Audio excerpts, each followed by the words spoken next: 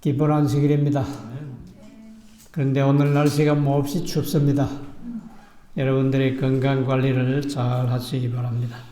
오늘 하나님의 말씀은 구약 성경 예레미야, 이사야 다음에 나오는 예레미야 39장 6절과 7절 말씀입니다. 예레미야 39장 6절과 7절 말씀을 제가 읽겠습니다. 6절 바벨론 왕이 림나에서 시드기야의 목전에서 그 아들들을 죽였고 왕이 또 유다의 모든 귀인을 죽였으며 7절 왕이 또 시드기야의 눈을 빼게 하고 바벨론으로 옮기려 하여 사슬로 결박하였더라. 자, 이 말씀이 참 두렵기도 하고 무서운 말씀인데 오늘 말씀의 제목은 다가오는 파멸하는 제목입니다. 유대 나라에 다가오는 파멸. 방금 이 말씀은 유대 왕국의 마지막 최후의 모습입니다. 여기 바벨론 왕이 하는 바벨론 왕은 느부갓네살 왕이에요.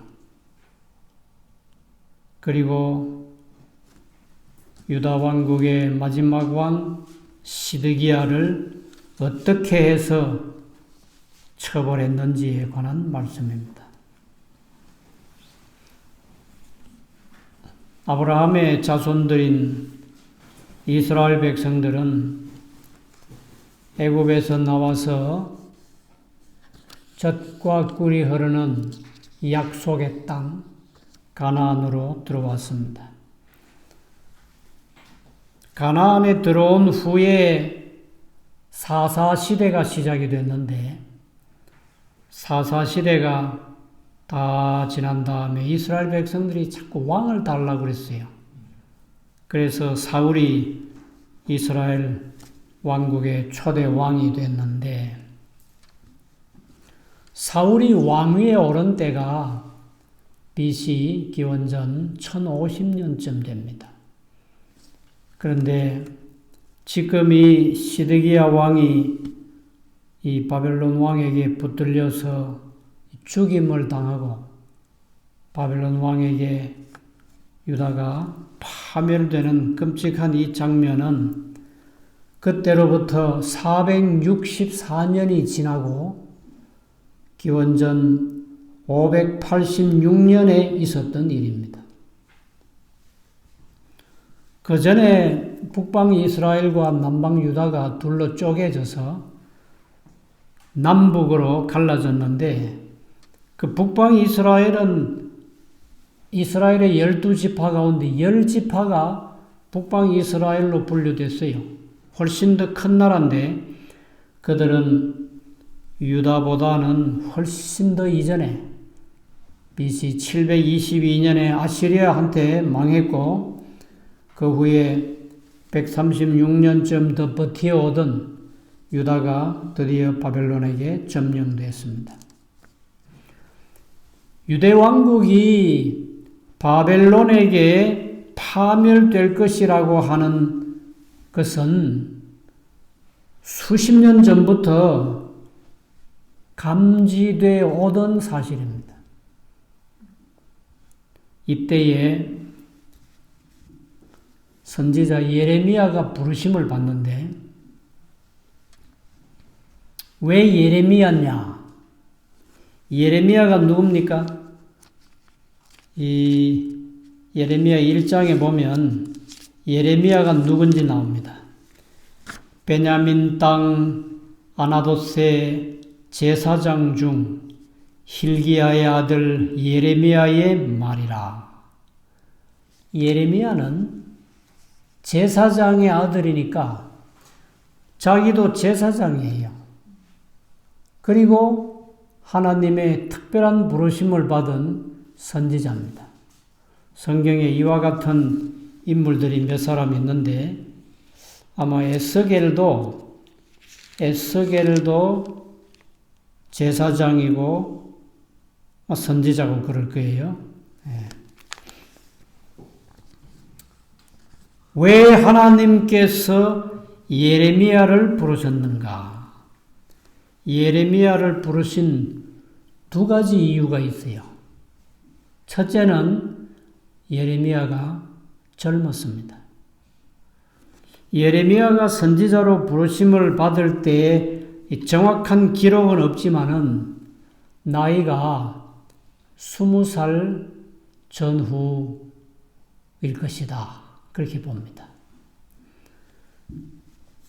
하나님께서 예레미야를 불러서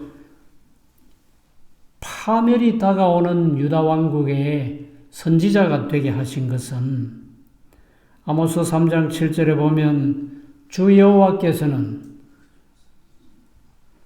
자기의 비밀을 그 종 선지자들에게 보이지 아니하시고는 결코 행하심이 없다고 그랬죠. 20살 전후 된 이 예레미야를 부르셔가지고 앞으로 유다 왕국이 어떻게 될 것인지 그 비밀을 보여주시기 위해서 예레미야를 부르셨는데 젊었기 때문에 불렀어요. 왜냐하면 이게 한두 해 동안에 기별을 전해서 될 일이 아니에요. 예레미야가 40년 이상 유다 왕국을 위한 이 말씀의 선지자가 됐는데 요시야 왕 때의 부름을 받아서 요시야 왕 이후에 여호아하스라는 왕도 있었고 여호야김도 있었고 여호야긴도 있었고 또 시드기야도 있고 여러 왕들 적어도 5명의 왕들에게 말씀을 전해야 했습니다. 두 번째 예레미야를 부르신 이유는 선지자 왕 407쪽에 이렇게 나와 있습니다. 하나님께서는 젊은 예레미야가 자기 임무에 충실하고 큰 반대에도 불구하고 의를 위하여 굳게 설 자임을 보셨다. 예레미야가 젊은 나이는 어린 사람이지만은 자기 임무에 충실하고 어떤 반대가 오더라도 의를 위해서 굳게 설 수 있는 정말 심지가 굳은 사람인 것을 하나님께서 보셨다고 그랬습니다. 정의의 사자가 되어야 되고 진리의 기별을 짜는 어떤 반대에도 굳게 서야 돼요. 뭐 좀 반대가 온다고 겁을 먹고 뭐 그렇게 하면 안 되지요. 하나님의 말씀을 맡은 자들은 이런 의지가 있어야 돼요. 예레미야가 부르심을 받을 무렵의 유다 왕국의 모습은 거센 풍랑을 만난 배가 침몰 직전에 있는 모습, 그런 모습이었습니다. 거의 다 기울어졌어요. 손가락으로 밀어도 침몰될 그런 처지의 유대 나라 모습이었습니다.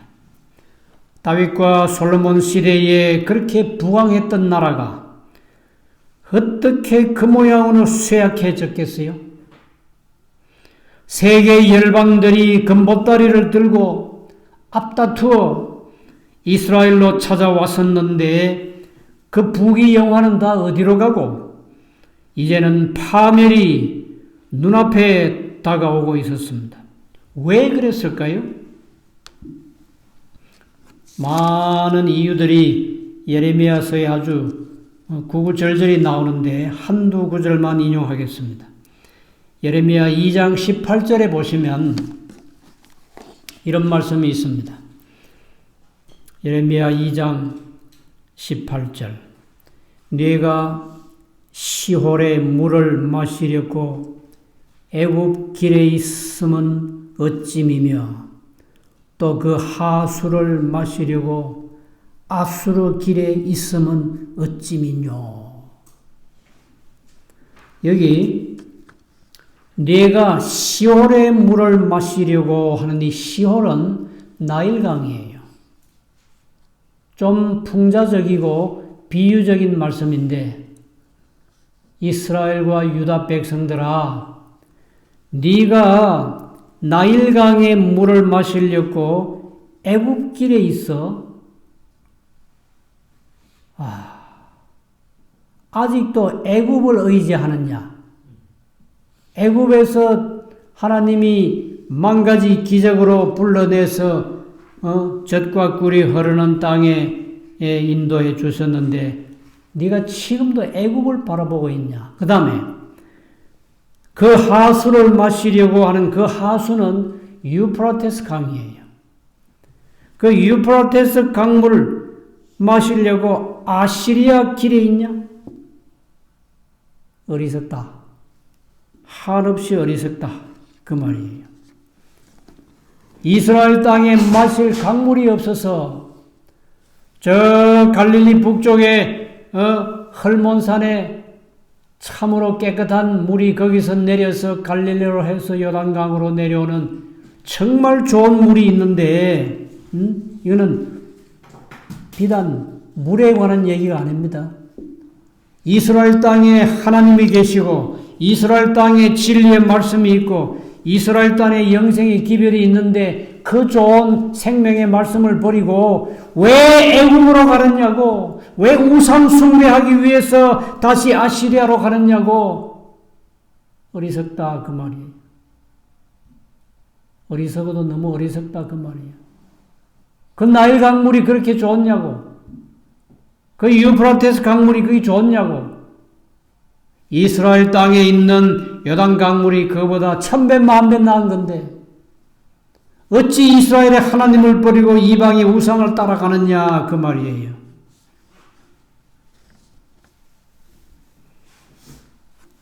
예레미야 2장 25절 말씀에 보면 내가 또 말하기를 네 발을 제어하여 벗은발이 되게 말며 목을 가라게 말라 하였으나 오직 너는 말하기를 아니라 이는 헛된 말이라. 내가 이방신을 사랑하였은즉 그를 따라가겠노라. 유다와 이스라엘 백성들은 하나님보다 이방신들이 더 좋대요. 자기는 이방신을 사랑한대요. 그래서 따라가겠노라고. 그래서 예레미야 5장 1절에 보시면 너희는 예루살렘 거리로 빨리 왕래하며 그 넓은 거리에서 찾아보고 알라. 너희가 만일 공의를 행하며 진리를 구하는 자를 한 사람, 몇 사람? 한 사람이라도 찾으면 내가 이 성을 사하리라.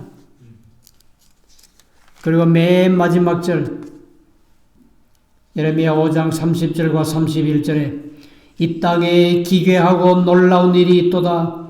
선지자들은 거짓을 예언하며 제사장들은 자기 권력으로 다스리며 내 백성은 그것을 좋게 여기니 그 결국에는 너희가 어찌하려느냐.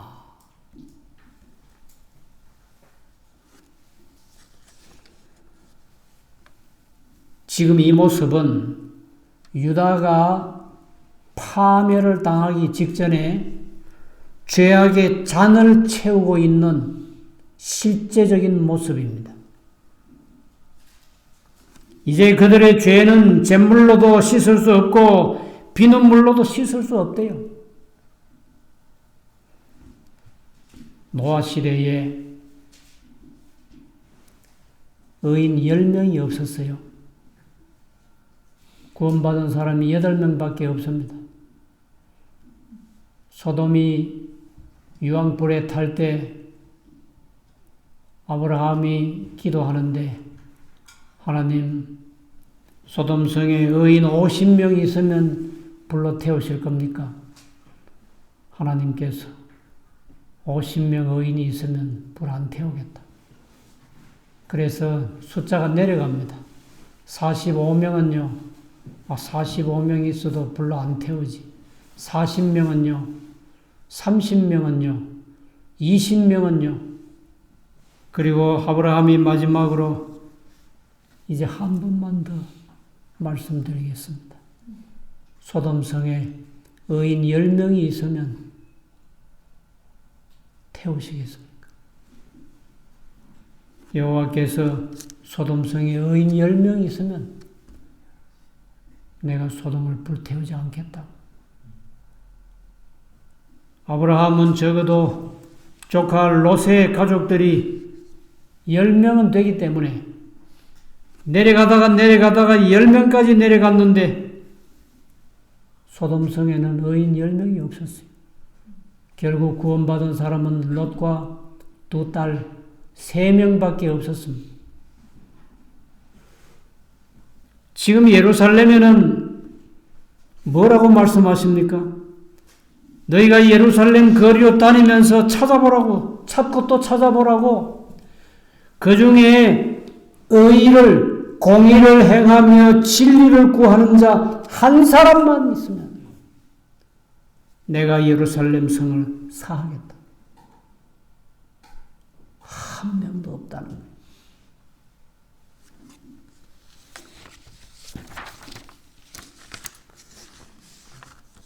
예루살렘은 아름다운 도성입니다. 세계적으로 그렇게 아름다운 도성이 잘 없어요. 하나님께서 정하신 그 예루살렘, 아브라함이 이삭을 바쳤던 그 자리입니다. 나중에 그 자리에 솔로몬이 성전을 세웠지요. 바로 그 자리에. 참으로 하나님께서 정하신 예루살렘에 성전이 거기 있고, 모세가 시내산에서 하나님의 손으로부터 직접 받은 계명이 거기 있습니다. 많은 제사장들이 있고 여러 선지자들이 있고 정말 아름답고 역사 깊은 예루살렘이 유다가 파멸당할 즈음에는 의인 한 명이 없었어요. 자, 그렇게 예레미야가 부르심을 받아서 40년 이상 왕과 방백들과 백성들에게 전한 기별이 있었는데 그게 요약하면 두 가지입니다. 예레미야가 똑같은 말씀을 40년 동안 줄기차게 전하고 또 전하고 외치고 또 외치고 한 것은, 첫째는 예레미야 3장 12절 말씀인데, 너는 가서 북을 향하여 이 말을 선포하여 이르라. 여호와께서 가라사대 배역한 이스라엘아 돌아오라. 나의 노한 얼굴을 너희에게로 향하지 아니하리라. 나는 긍휼이 있는 자라. 노를 한없이 품지 아니하느니라. 여호와의 말이니라. 너는 오직 내 죄를 자복하라. 예레미야가 정말 유다 민족들에게 전한 이 첫 번째 기별은 돌아오라 하는 겁니다. 하나님께로 돌아오라. 예레미야 4장 1절에 보시면 여호와께서 가라사대 이스라엘아 네가 돌아오려거든 내게로 돌아오라. 네가 만일 나의 목전에서 가정한 것을 버리고 마음을 요동치 아니하며 진실과 공평과 정의로 여호와의 삶을 가리켜 맹세하면 열방이 나로 인하여 스스로 복을 빌며 나로 인하여 자랑하리라. 예레미야가 매일같이 전하는 간절한 기별은 말씀은 여호와께로 돌아오라. 돌아오려거든 여호와께로 돌아오라. 6장 16절 말씀에 보면은 6장 16절 말씀입니다. 여호와께서 이같이 말씀하시되 너희는 길에 서서 보며 옛적 길고 선한 길이 어디인지 알아보고 그리로 행하라. 너희 심령이 평강을 얻으리라 하나 그들의 대답이 우리는 그리로 행치 않겠노라. 이스라엘아 돌아오라. 돌아오라. 옛적 길고 선한 길로 오라고. 그런데 모든 왕과 방백들과 백성들은 싫다는 겁니다.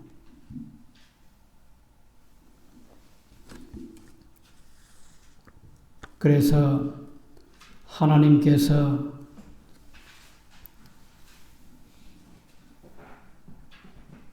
하나님은 자비하시고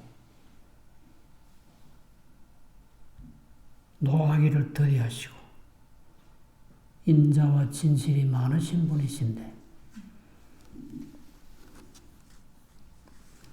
참고 참으시다가 이젠 도저히 안 되겠다고 해서 유다 백성들에게 가장 가벼운 형벌을 정하셨는데 그것이 바벨론의 포로가 되어가서 70년 동안 섬겨야 하는 겁니다.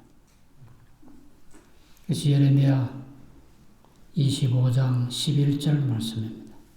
70년 동안 바벨론 왕을 섬기리라.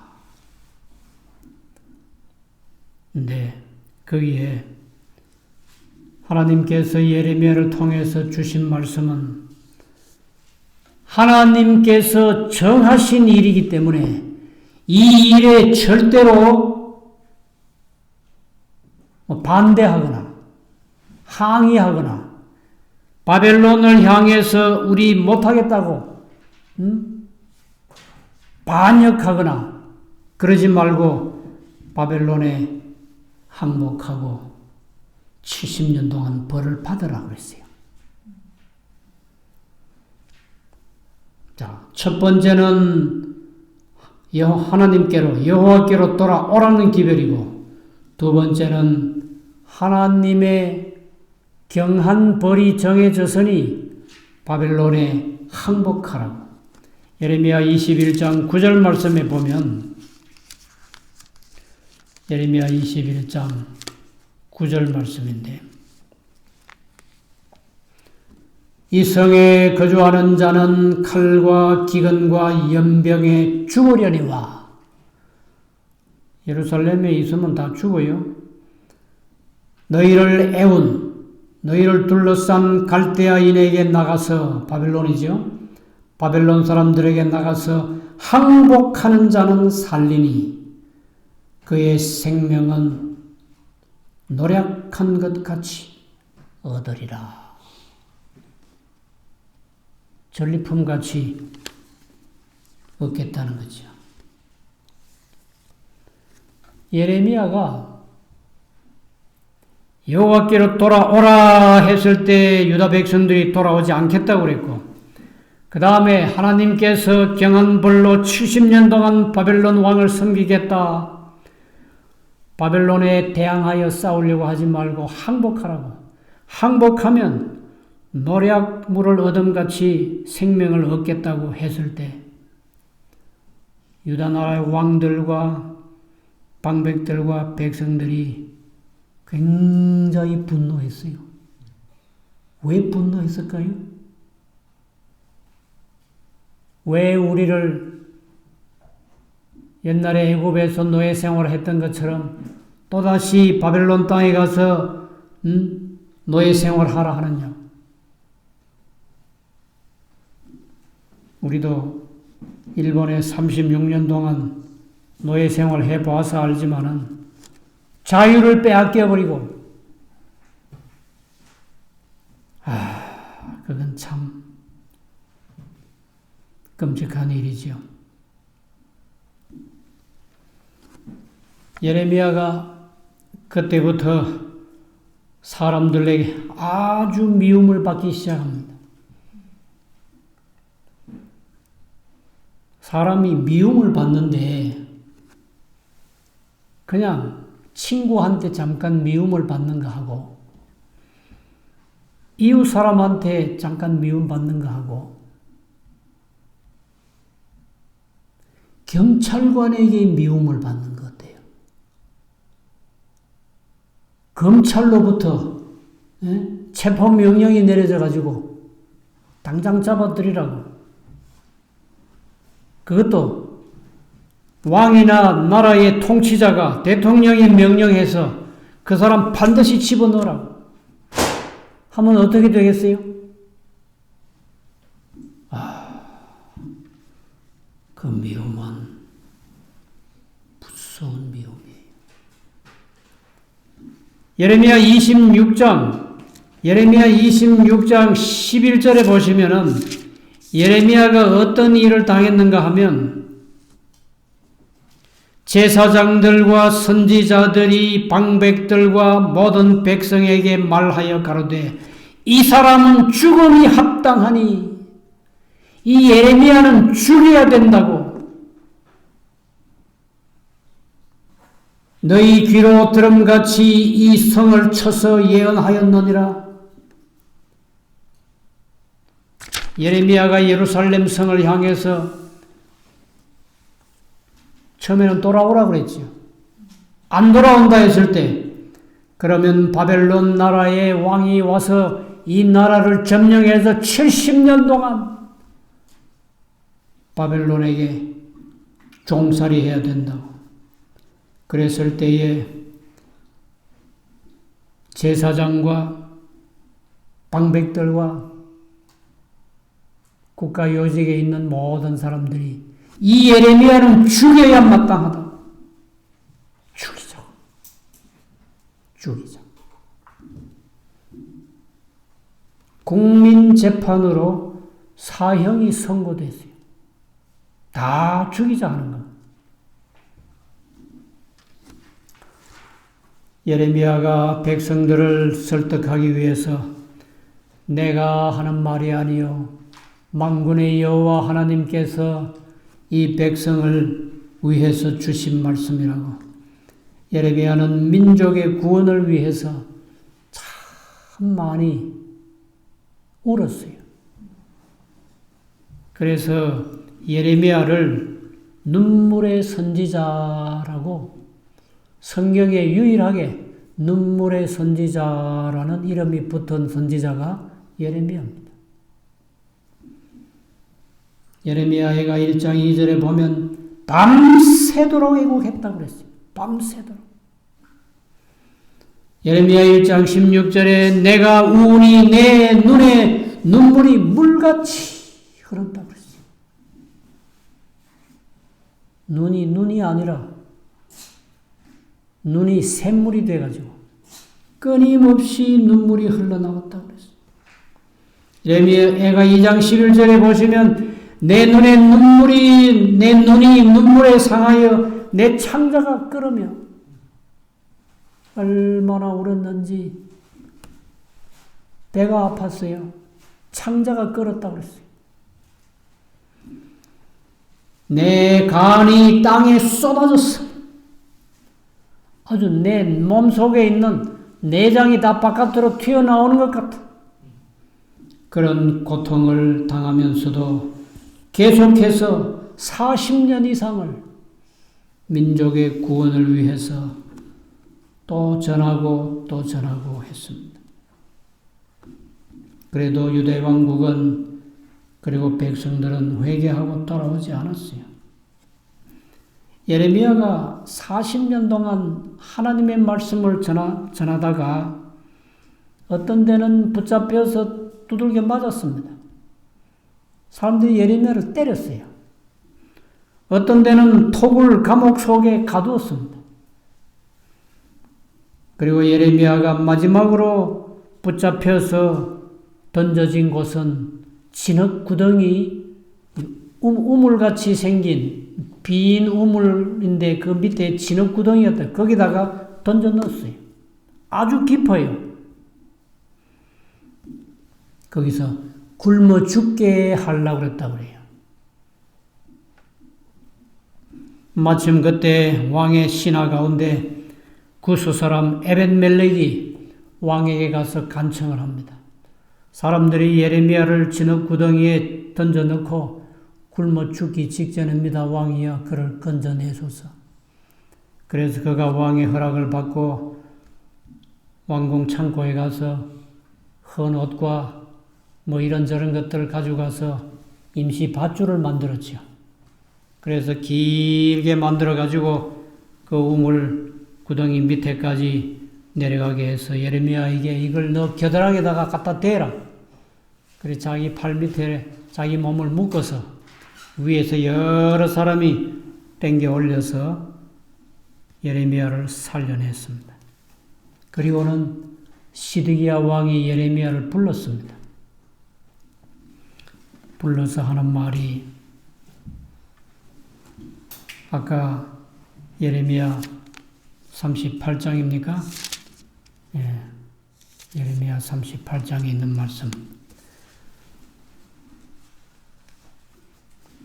예레미야에게 묻습니다.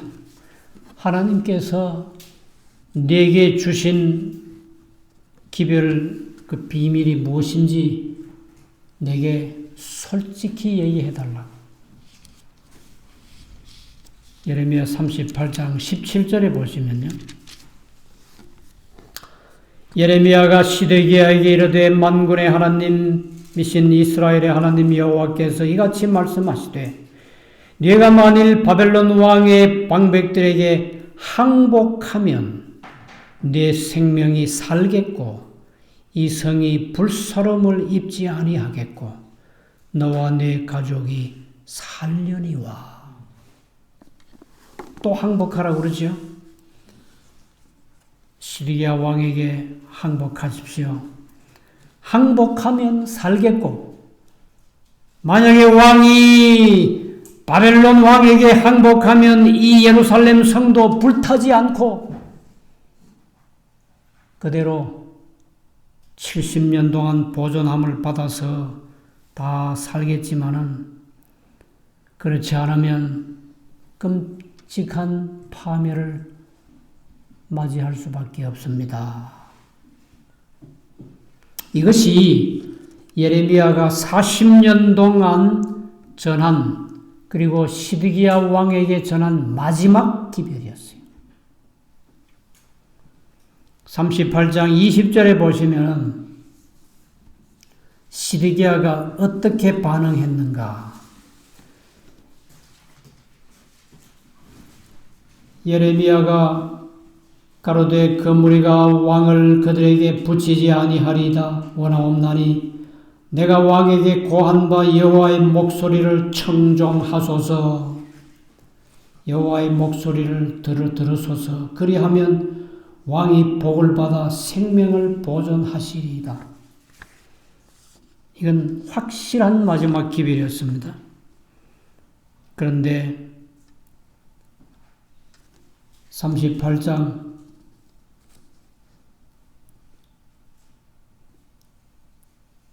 19절입니까? 거기 보면은 시드기야 왕이 예레미야에게 한 말이 있어요. 갈대아인이 나를 그들의 손에 붙이면 그들이 나를 조롱할까 하노라.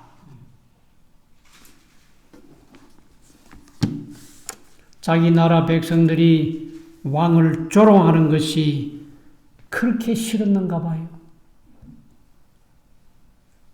그러다가 결국은 항복하지 않고 시드기야가 자기 군사들 몇 사람 데리고 예루살렘에서 도망을 간다고요.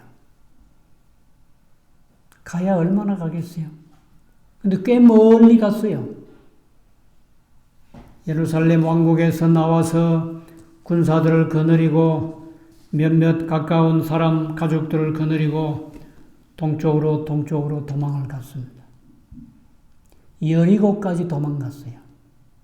꽤 먼 거리예요.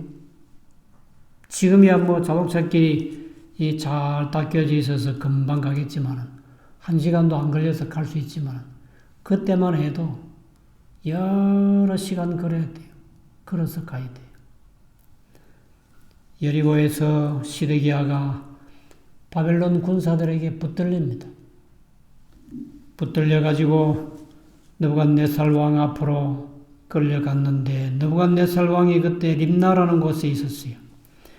시드기야가 20살쯤에 왕이 돼가지고 유다 나라를 11년을 다스렸다고 그랬는데 그러면 나이가 몇 살입니까? 31살이죠. 31살. 그 나이에 자기 아들, 딸들 나이가 몇 살이었겠어요? 그 나이에. 잘해야 그저 큰 아이가 10살쯤 됐을 거예요. 20살쯤 돼서 아이를 낳았다고 하면 10살이든지 혹은 뭐 12살이든지 그 나이 그 다음에 그 밑으로 뭐 8살짜리도 있고 6살짜리도 있고 그런 아이들이 있겠죠. 이 시드기야의 아이들을 자기가 보는 데서 다 죽였어요. 아버지가 눈으로 보고 있는데 아들들, 딸들을 다 죽이면 어떻겠어요? 정말 끔찍한 일이지요. 항복을 했으면 그런 일을 당하지 않을 뻔했는데 예레미야의 마지막 기별까지 거절해버리고 자기가 보는 데서 자기 아들, 딸 다 죽였어요. 다 죽인 다음에 느부갓네살 왕이 시드기야의 두 눈을 뽑아버렸어요. 장님이 됐습니다. 눈을 뽑아버리면 피가 나고 그리고 그 다음에 또 쇠사슬로 시드기야 왕을 꽁꽁 묶었어요. 그리고 천리가 넘는 바벨론으로 끌어가서 거기서 죽였습니다. 자, 왜 이렇게 시드기야가 끔찍한 일을 당하고 자기도 구원받지 못하고 자기 나라 사람들도 구원받지 못하고 그렇게 끔찍한 일을 당해야 됐는가? 선지자 왕 458쪽에 이렇게 답을 썼습니다. 시드기야의 우유부단함은 우유부단함이 뭐예요? 우유부단하다. 네? 이것도 아니고 저것도 아니고 그런 우유부단함은 일종의 죄악이었는데 그건 죄악이었대요. 죄악이었는데 그것 때문에 그는 무서운 죄값을 지불하였다.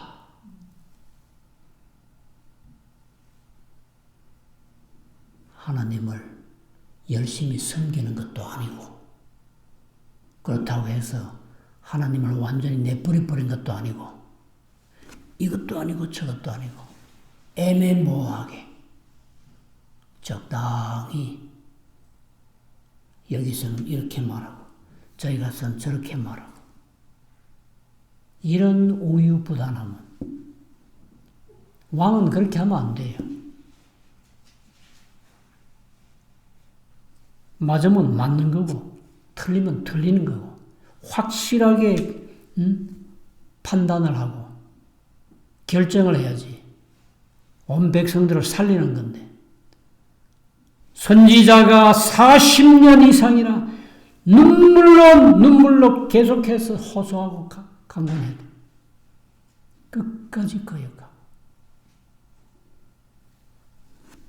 은혜의 시간이 끝날 때까지 유다 백성들 왕과 방백들은 하나님께로 돌아오지 않았습니다.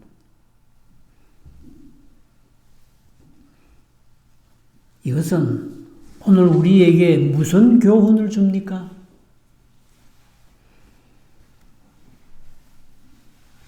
온고이 지신이라는 말이 있는데 옛 것을 익히면 새로운 것을 배울 수 있다고 그랬는데 이 역사적인 사실을 통해서 우리가 뭘 배워야 할까요?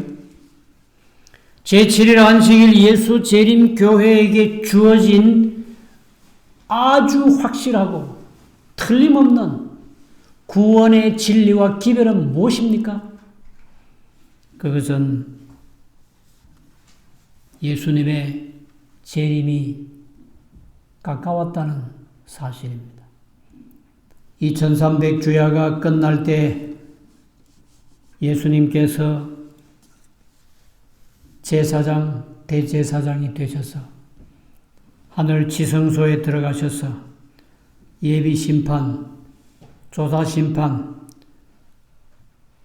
은혜의 시기를 정하시고 예수님이 중보 사역을 시작하셨다는 겁니다. 이것은 하나님을 믿는다고 하는 사람들만 받는 심판입니다. 하나님 안 믿으면 이 심판에 해당이 안 돼요. 이 심판에서 무난히 통과하려면 하나님의 계명과 예수 믿음을 지켜야 합니다. 예수님을 잘 믿어야 되고 예수님을 잘 믿기 때문에 계명도 지켜야 돼요.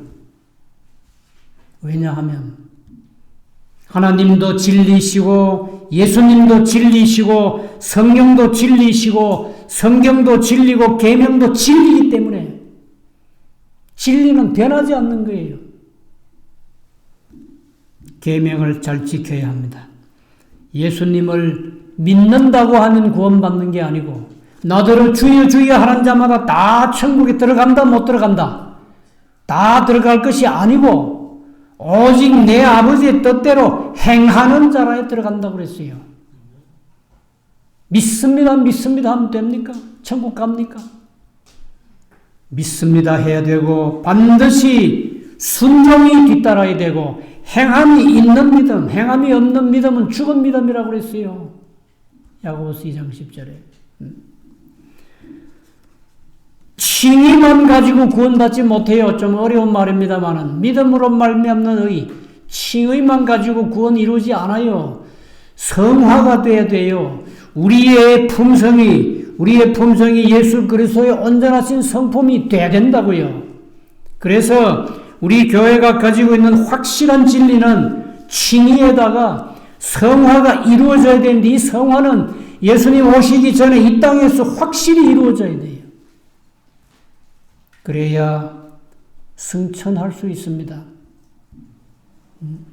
그래야 의인으로 판결받고 부활하고 승천할 수 있어요.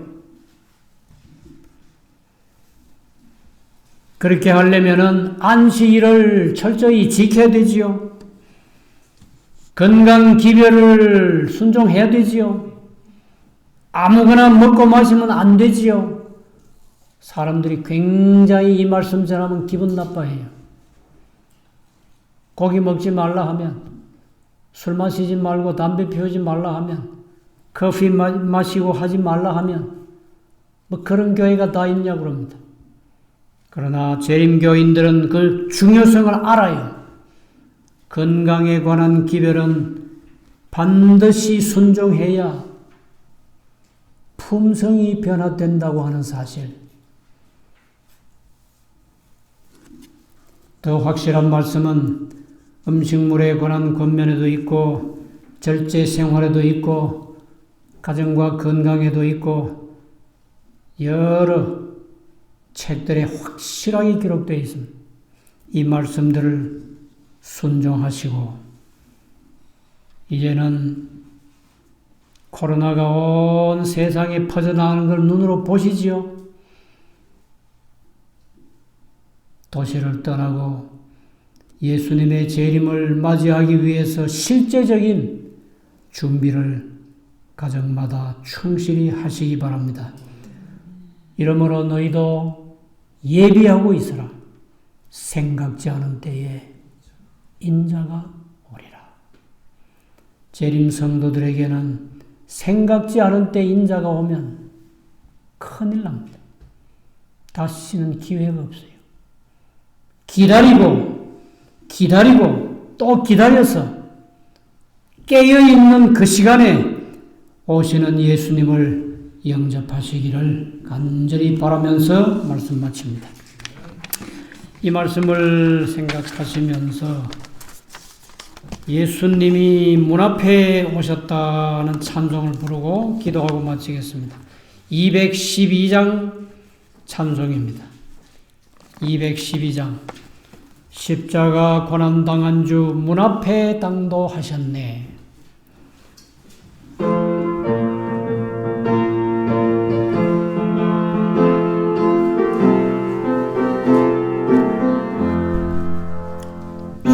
십자가 고난당한 주 문 앞에 당도하셨네. 착한 자 영접하시라. 주 다시 오시네. 문 앞에 우리 주님 문에 서셨네. 오시는 주 문에 당도하셨네. 주 예수 오실 징조가 날마다 눈에 보이니 하늘의 아침 영광을 쉬보게 되겠네. 문 앞에 우리 주님 문에 서셨네. 오시는 주 문에 당도하셨네. 주 예수 다시 오셔서 죄 없이 하기까지는 기쁨과 평화 행복은 찾을 길 없겠네. 문 앞에 우리 주님 문에 서셨네. 오시는 주 문에 당도하셨네. 새로운 영원 나라에 무궁한 복락 누릴 때 죽음은 다시 없겠고 한없이 살겠네. 문 앞에 우리 주님 문에 서셨네. 오시는 주 문에 당도하셨네.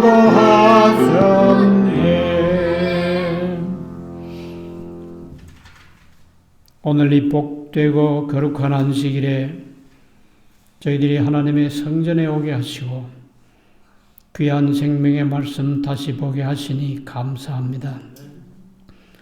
하나님께서 세상 만민 가운데서 저희를 택하시고 하나님의 계명을 알게 하시고 예수 믿음을 알게 하시고 확실한 구원의 길을 가르쳐 주신 것 감사합니다. 하나님이시여, 이 세상의 마지막이 눈앞에 가까운 것이 확실히 보입니다. 이때에 저희로 하여금 깨어서 내 자신을 살피고 죄를 회개하고 하나님께로 돌아가게 해주시옵소서. 개인이 하나님께로 돌아가고 가정이 하나님께로 돌아가고 우리 모든 교회가 깨어서 회개하고 자복하며 하나님께로 돌아가는 거룩한 부흥이 일어나게 해 주시옵소서. 그동안 게을르고 나태한 모든 죄를 용서해 주시옵소서. 유다의 멸망 같은 처참한 멸망을 다시는 저희가 경험하지 않고 영광스러운 구원만이 우리의 유일한 소망이 되고 경험이 되게 해 주시옵소서. 주께서 오는 한 주일도 매일 매순간 말씀과 기도로 살게 해 주시기를 예수님의 이름으로 간절히 기도드리옵나이다. 아멘.